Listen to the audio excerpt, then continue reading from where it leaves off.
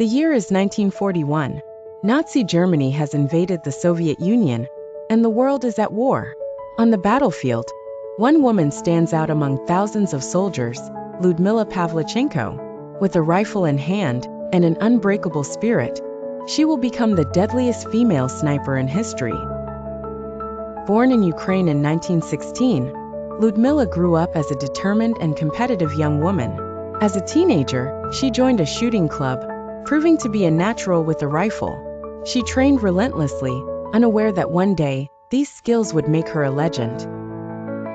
In June 1941, Hitler launched Operation Barbarossa, a brutal invasion of the Soviet Union. Millions of soldiers clashed in fierce battles.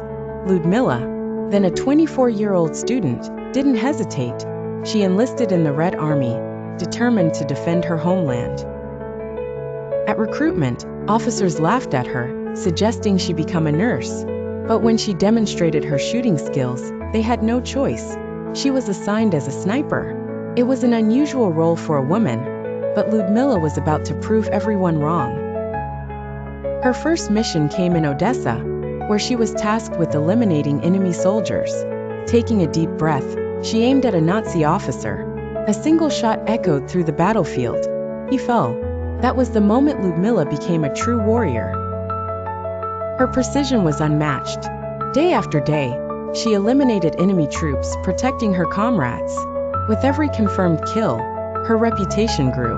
The Nazis began to fear the Lady Death, lurking in the shadows, waiting to strike. In 1942, Lyudmila was sent to Sevastopol, a key Soviet stronghold under siege. There, she fought in harsh conditions, facing relentless German attacks. She endured hunger, exhaustion, and constant bombardments, but she never stopped fighting. Lyudmila's greatest challenges weren't just soldiers, but Nazi snipers sent specifically to hunt her down. She engaged in deadly duels, outwitting and eliminating 36 enemy snipers, proving that she was one of the most skilled sharpshooters of the war.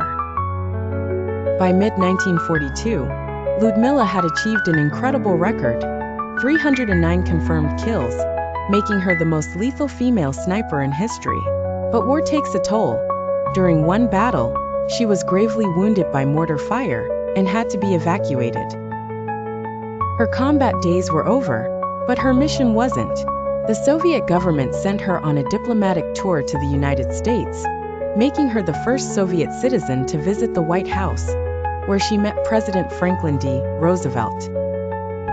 During a press conference, American journalists asked her if she wore makeup on the battlefield. Annoyed, she replied, "I have killed 309 fascists. Do you think I had time for lipstick?" Her words became legendary, silencing sexist critics. Eleanor Roosevelt admired Lyudmila's bravery and took her on a tour across the U.S. She gave speeches, urging America to open a second front against Nazi Germany. Crowds listened in awe to this young woman, who had faced death and survived. After the tour, she returned to the Soviet Union, where she was celebrated as a hero. Unable to return to combat, she trained future snipers, passing on her knowledge to new generations of Soviet sharpshooters. Despite her heroism, life after war wasn't easy. She suffered from the wounds of battle and struggled with post-war trauma. She lived quietly, working as a historian.